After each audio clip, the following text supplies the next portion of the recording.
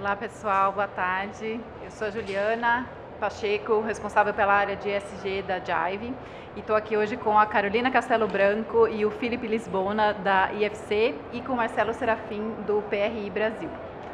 Gente, sejam bem-vindos. Obrigado. Hoje a gente vai bater um papo aqui sobre impacto social e investimento com propósito. Acho que ninguém melhor do que a IFC para a gente conversar sobre isso. Então, queria começar aí com vocês, pedindo para vocês contarem um pouquinho do propósito e do valor que está relacionado ao impacto social quando a gente fala em IFC. Tá ótimo. Antes de mais nada, obrigado pelo convite. Juliana, é um prazer estar aqui no evento da XP, pelo convite da Jive, contar um pouquinho como foi a trajetória do IFC e também depois chegar um pouquinho até onde nosso relacionamento com a Jive. E eu acho que é super pertinente essa pauta, né, ESG. Hoje a gente vai focar mais no S da sigla das letras.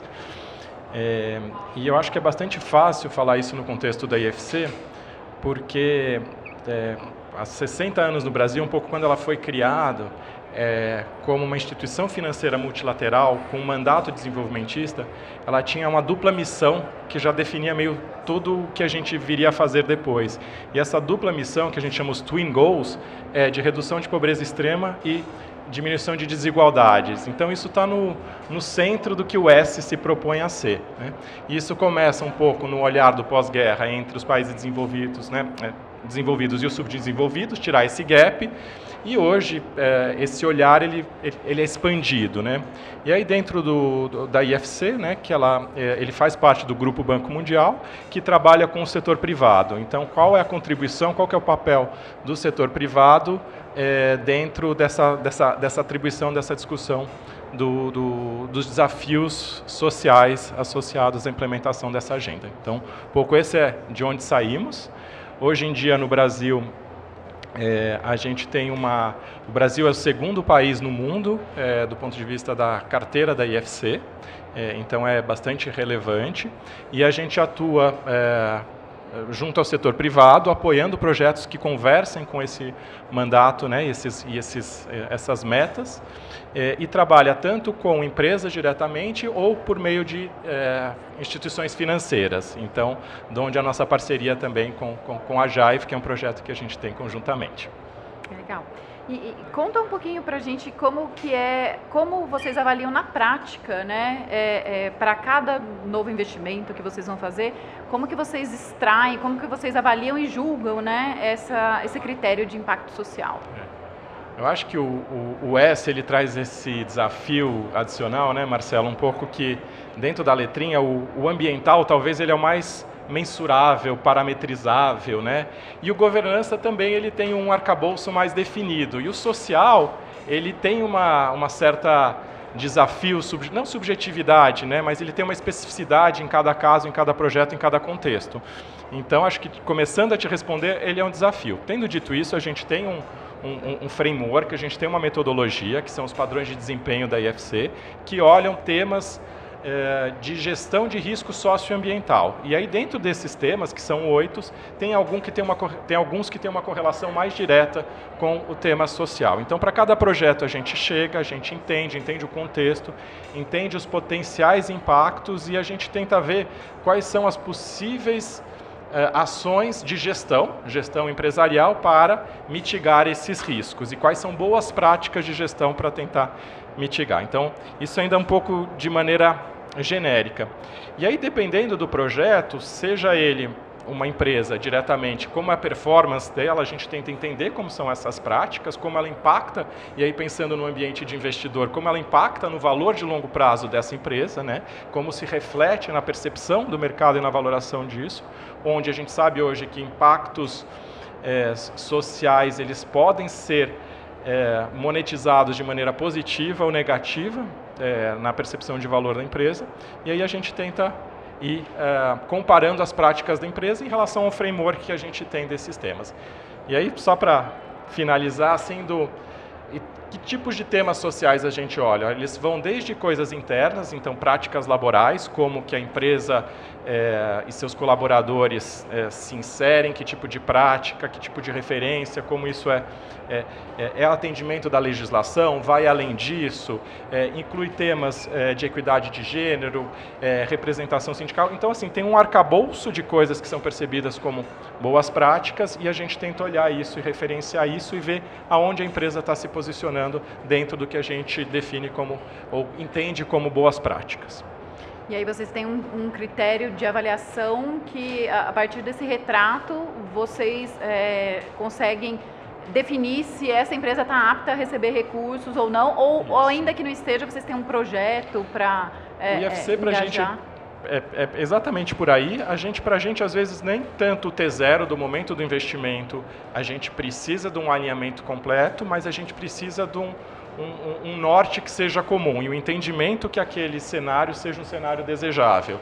Então, ao longo do nosso processo, né, de concessão de investimento, de crédito, a gente negocia e acorda com os nossos clientes, com os nossos parceiros, a implementação de, se houver gaps em relação às práticas, um plano de ação corretiva que é implementado ao longo da vida do financiamento. E aí, assim, eu como estando do outro lado da mesa, né, literalmente, mas a gente sabe que vocês têm um papel muito forte educacional também, né, e que isso traz resultados práticos muito eficientes, né. Como que é isso dentro dos valores de vocês, né? Como que vocês, isso faz parte de um processo de avaliação das companhias investidas? Como que vocês lidam com esse tema? A gente tem um pouco obrigado pela parte forte, né? Fama de rico e valente não desmente, deixa.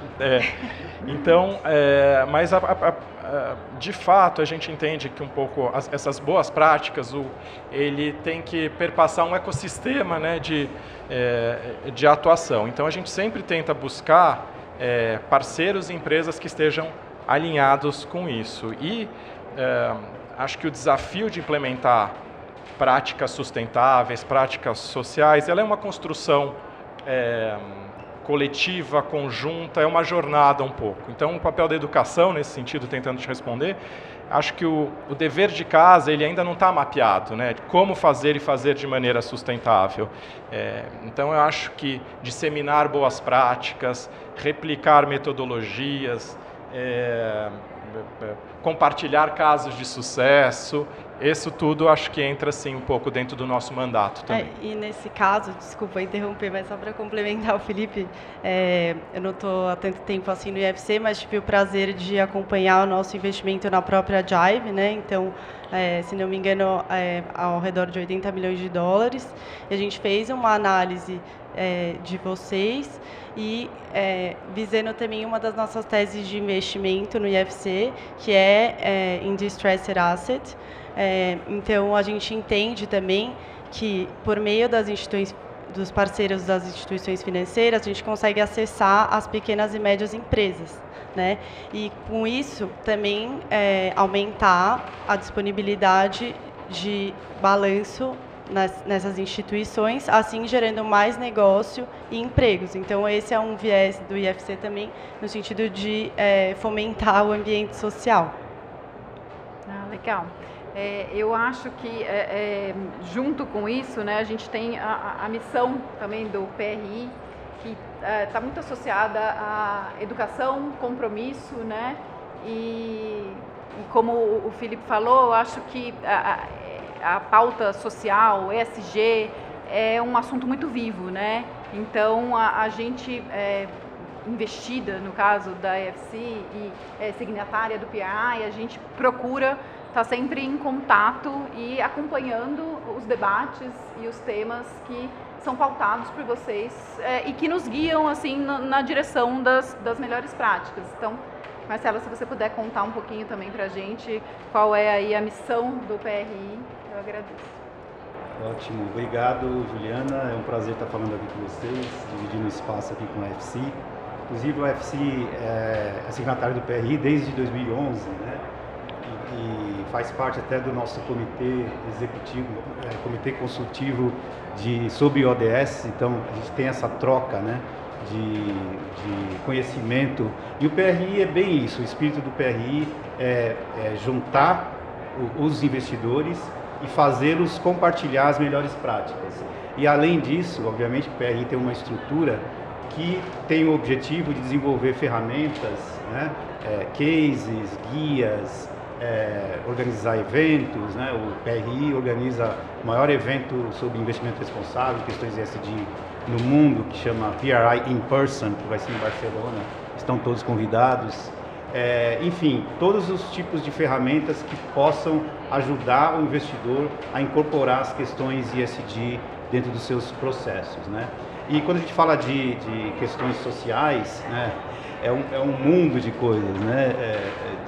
Até hoje estava fazendo uma reunião com os meus signatários de manhã e a gente decidiu fazer um projeto de engajamento, né, com a questão social. Só que a questão social tem diversidade, tem equidade, inclusão, né? Então a gente já percebeu que esse projeto de engajamento, que é o investidor influenciando as investidas para melhorar as questões ambientais, sociais de governança, e nesse caso só social, vai ser um projeto super complexo, né? Que vai demandar a cooperação de todos os investidores, né? E aí, obviamente, a gente vai beber na fonte também de várias coisas que o Felipe falou aqui. Compartilho com ele a visão de que realmente as questões sociais são muito relevantes e muito complexas e às vezes a gente tem um pouco de dificuldade até para a gente evidenciar os impactos, né, principalmente no curto e médio prazo, né?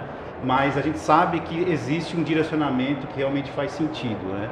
E é isso que o PRI está aí para trazer, principalmente esses investidores que são do mainstream, que não têm intencionalidade de impacto, mas para gerar impacto ou para mitigar algum impacto negativo que possa vir a ter, né? Eu acho que a gente está no Brasil, né? Por mais que a gente escute aí a pauta internacional muito relacionada a impacto ambiental, a gente aqui tem um desafio muito maior ainda que está relacionado à desigualdade social, né? Pobreza. Então a gente particularmente tenta puxar bastante essa pauta de impacto social. E o que a gente mais vê e é mais comum, né, e talvez a gente consiga chegar mais perto, é diversidade, equidade e inclusão, né? São esses projetos que as empresas hoje conseguem se apropriar e se aproximar. Mas o que vocês têm visto hoje, assim, quando vocês olham para uma investida, né? Como foi o olhar de vocês para a Jive? A gente sabe que, além, né, desses requisitos de questionar o volume de colaboradores alocados em grupos minorizados, né? Eu acho que a Carol comentou um pouco aqui sobre propósito, né? Que tem muito a ver com o papel da Jive no mercado financeiro e na economia de reciclar crédito, retornar valor para ativos que estavam depreciados. Então, qual que foi o olhar da IFC, né, considerando, talvez extrapolando um pouco esse universo da diversidade e inclusão aí, quando o impacto é social? Eu, Carol, Eu posso te complementar, fica à vontade. Tá. Eu vou talvez dar um passinho atrás só para tentar te responder de uma forma mais ampla, assim, Ju. Eu acho que assim, o ponto de partida é sempre... Você pode ter mitigar riscos e tentar alavancar oportunidades. E os dois são igualmente interessantes. Mas para você poder alavancar oportunidades sociais, antes você tem que fazer o dever de casa, né? O que a gente chama de do no harm. Então a gente começa sempre olhando e vê assim, né? Vamos mitigar temas sociais e práticas que não são condizentes, que não são mais... acho que assim, não fazem mais parte do repertório corporativo de boas práticas. Então a gente sempre começa a olhar aí. Então a gente trabalha muito, por exemplo, com projetos de infraestrutura, logística, implantação. Então vai fazer um reassentamento para implantar uma determinada infraestrutura. Você está causando um impacto, aquele impacto ele tem que ser mitigado adequadamente. Então isso era o dever de casa do no harm. Esse acho que já está mais sedimentado. O que eu acho interessante um pouco é o dever de casa, o olhar de oportunidade. Como você falou, o Brasil hoje é um dos países mais desigual do ponto de vista de distribuição de renda, redução de pobreza. Então, a inclusão da população brasileira como um todo, né, em padrões mais sustentáveis, ele vai trazer oportunidades sociais também, que podem ser também geradoras de negócio e criadoras de valor para empresas e, portanto, para seus investidores. E aí o universo, a gente começa a perceber que é uma boa gestão ESG ou social, uma boa proxy de uma boa gestão. Você retém talento, você facilita a interlocução com partes interessadas, você consegue gerar diversidades de conceitos e ideias que vão permitir uma estratégia de posicionamento mais assertiva. Então a gente tem visto um pouco olhando muito esse olhar. No IFC a gente tem mandatos, dentro dos mandatos sociais que estão muito fortes, é a questão de gênero e representatividade de mulheres, né, na esfera das empresas. Então, hoje, qualquer projeto que tenha uma representação, seja a nível de conselho, de empresas que são lideradas por mulheres, a gente entende isso como projetos que atendem a nossa missão, que atendem nosso mandato de desenvolvimento. Então, a gente tem feito N projetos nesse sentido, e aí cada vez mais a gente está percorrendo um pouco esse caminho. E olhando para a Jive, né, acho que você comentou que a gente tem esse trabalho de advisory, como vocês têm um portfólio super específico, não são empresas públicas, não tem tanto leverage, a gente fez um trabalho conjunto com vocês, no sentido de aprimorar o sistema de gestão ambiental que vocês já tinham, para olhar para os ativos de vocês com esse olhar que o Felipe acabou de comentar. Que são totalmente fora, né, do padrão aí que a gente... É muito específico, é uma jornada super interessante, a gente tem construído juntos e tem sido super desafiador. Eu acho que um bom sistema de gestão de risco socioambiental para uma instituição financeira, ele é customizado, ele tem que conversar com a cultura da casa, sim, não pode ser descolado, né, e vocês têm uma cultura muito, muito específica. A gente gosta muito dessa tese, né, de ativos não produtivos, onde houve um esforço enquanto sociedade para aquilo se materializar, né? Então, e aquilo ele pode ser gerador de emprego e renda, de benefícios. Então, a sociedade como um todo perde quando aquilo. Então, esse papel que a Jive tem nessa classe de ativo muito específico, a gente vê também muito alinhado com essa nossa tese de nosso mandato desenvolvimentista também. Se não me engano, o Felipe pode me corrigir, mas acho que hoje a carteira do IFC nesse sentido já é mais de 50%, né? Então, os investimentos por meio de instituições financeiras têm um papel super relevante para a sociedade. Eu queria acrescentar uma coisa que o Felipe falou, dessa questão da mitigação de risco versus aproveitar oportunidades, né? Eu tendo a acreditar e espero que aconteça mesmo, que a mitigação de risco seja uma obrigatoriedade assim, legal, e está caminhando meio que para isso, né? Então, acho que a oportunidade de você identificar oportunidades de realmente adicionar valor via, né, essas questões, resolvendo essas questões sociais, é isso que realmente vai fazer diferença, né, no futuro, né? Espero que esse futuro seja próximo. Agora de manhã estava lá a Theresa May falando, né, sobre a transição climática, e um pouco perguntaram para ela qual que é a percepção e o futuro um pouco britânico, né, o que está por vir agora, porque não está no cenário. E aí ela coloca como oportunidade, né, a transição climática, como que o país pode se posicionar nesses novos setores. Esse dever de casa que a humanidade vai ter que fazer do ponto de vista ambiental e social, ele é um grande gerador de oportunidades, né, e que vão se refletir para investidores em oportunidades de retornos diferenciados. E preservação também de valor a longo prazo também, né? Esse é um outro atributo, né? Quais as empresas que vão estar aqui daqui 30 anos, daqui 40 anos, né? Tem um conceito de stranded assets sendo aplicado para a questão de mudanças climáticas, onde ativos baseados em queima de combustível fóssil não se calcula mais a perpetuidade, eles não têm um valor residual final daqui 20 anos, porque não vai mais se fazer isso, né? E aí, replicando para a esfera social, tem coisas que não vão ser mais feitas, né? Vai sair, né, Marcelo, do repertório da possibilidade de atuação de uma empresa. Perfeito. A gente teve uma sessão anterior a essa que a gente até comentou, né, que a gente está inserido num mercado em que os investidores têm a opção de fazer essa escolha, né? A gente vê cada vez mais, inclusive, esses pilares ESG e essas escolhas, né, das gestoras, por seguir o caminho, né, ESG, estão sendo cada vez mais valorizados. Então, acho que, felizmente, a gente está num mercado em que as pessoas que estão aqui com a gente têm essa escolha, né? E a gente vê que eles estão escolhendo esse caminho. Então, acho que a gente vai ter bastante incentivo, pelo menos dessa indústria aqui, né? A gente, mercado financeiro acho que é um caminho muito longo, né? A gente ainda tem bastante coisa pela frente, mas de bastante sucesso aí. Marcelo, e aí para a gente encerrar aqui, eu participei recentemente de um grupo de trabalho de ESG, né, dentro do PRI, e uma das provocações feitas por um dos participantes foi justamente nesse sentido: olha, a gente escuta muito todo mundo falando de ESG e impacto climático, né, redução de emissão de carbono, mas poxa, a gente está no Brasil, né? Quando que a gente vai parar de só seguir pauta internacional e vai assumir que a gente precisa ter iniciativas focadas nas necessidades aqui do país, né? O que o PRI está levantando de pauta de impacto social e que a gente pode entender que a gente está falando disso porque a gente está no Brasil? Ótimo.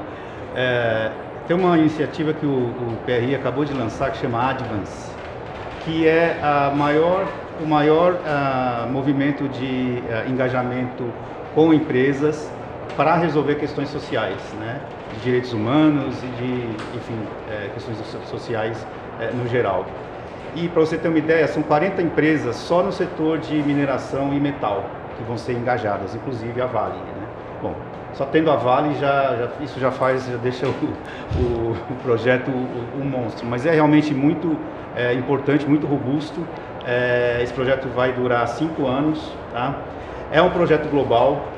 Você tem um projeto de engajamento global para tentar endereçar questões sociais ou ambientais. Tem suas vantagens, porque você acaba tendo uma governança muito bem estruturada, você tem instituições como o PRI que vai ajudar, né, a tocar o projeto, mas também tem as suas desvantagens, como você colocou, né? Você acaba tendo uma inibição dos próprios signatários brasileiros que, às vezes por causa do fuso horário ou da língua, né, acaba tendo um pouco mais de dificuldade para acessar as iniciativas de engajamento. Mas o que a gente resolveu justamente hoje de manhã foi fazer uma adaptação desse processo que está sendo, né, desenvolvido na Europa, né, de forma global, tropicalizar, domesticar para a nossa realidade e começar obviamente sem inventar a roda, porque os processos estão sendo desenvolvidos pelo PRI global, então a gente vai só realmente adaptar, aproveitar os questionários de desafios que a gente já tem desenvolvidos e tal, para poder tocar um projeto de engajamento onde alguns investidores líderes vão puxar outros investidores, escolher uma lista de empresas para realmente fazer um escrutínio com as empresas, mas não no sentido de auditar a empresa, né? Como ela tem tratado as questões da composição do conselho, se tem mulheres participando da composição do conselho, etc. Estou dando só um exemplo.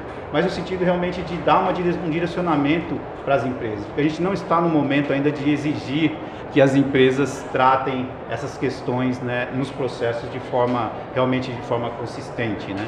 Então vai ser um trabalho eu convido quem é signatário, que está ouvindo aqui esse podcast, a participar. A gente vai fazer, inclusive, parcerias com o próprio Pacto Global para poder tocar o projeto. E é um projeto de pelo menos 3 anos e que a gente não vai abarcar outros segmentos além de mineração e metal. Então, vai resolver endereçar essa questão que você falou de, né, não ficar só replicando ou tentando utilizar recursos só de fora, né? A gente realmente tem condições de mobilizar a comunidade de investidores brasileira para trabalhar e tentar endereçar essas questões, né? Legal, obrigada. Acho que a última pergunta também para a gente encerrar, além do mandato social, né, de impacto social, quais são os outros principais mandatos da IFC, né, e quais são os outros principais valores que acompanham, né, esse valor de reconhecer o impacto social para o investimento? O social, ele é o grande orientador, né, dentro dos que eu chamei aqueles twin goals no começo, né, que é a redução da pobreza extrema e das desigualdades. Mas a gente entende também que alguns outros impactos ambientais e especificamente o tema de mudanças climáticas, ele é um grande risco para essas duas metas. Quer dizer, se a gente tem um sistema climático não mais atendendo, né, em crise, a gente entende que isso, novamente, o impacto maior serão nas populações mais pobres, mais vulneráveis, mais desiguais, localmente, regionalmente. Então, o mandato de mudança climática também é um grande mandato subsidiário, mas que hoje ele ganhou muito corpo, porque a gente entende nessa correlação grande. E os outros, eles vão, de fato, sendo correlato, né? Então, a gente entende, por exemplo, que um sistema financeiro com seu ecossistema completo, né? Desde bancos universais, bancos de pequenos e médios, gestoras de ativos nas suas diferentes classes, seguradoras, microfinanças, todo esse ecossistema sólido, ele é promotor potencialmente de bem-estar social, de distribuição, enfim, ele viabiliza, porque na ausência disso, e a gente trabalha em países, né, países muito aquém, né, na África subsaariana, e a gente percebe o quão complexo é não ter acesso a crédito, acesso a um ecossistema financeiro estruturado também. Então, o nosso mandato ele é amplo, mas ele pode ser sempre traçado de volta para essas duas grandes metas. Só se eu puder complementar, né, Felipe, a gente fala muito da transição justa, né? Quando a gente está nessa transição para uma economia de baixo carbono, a gente vai causar realmente um transtorno para esse grupo de pessoas que estão atrelados à economia tradicional, né? Eles vão praticamente ficar sem emprego se a gente não cuidar. Então, realmente, como o Felipe disse, essas questões ambientais e sociais se cruzam, né? Então, acho que isso é muito importante. Não acredito que já passou. Acabamos. Gente, obrigada. É um papo que duraria o dia inteiro, né? Mas muito obrigada. Foi um prazer enorme ter vocês aqui e espero que a gente tenha outras oportunidades para se reunir e conversar sobre isso. Muito prazer enorme. Prazer em compartilhar a mesa com o Marcelo e pelo convite de vocês. Imagina. Obrigada, gente. Obrigado. Tchau.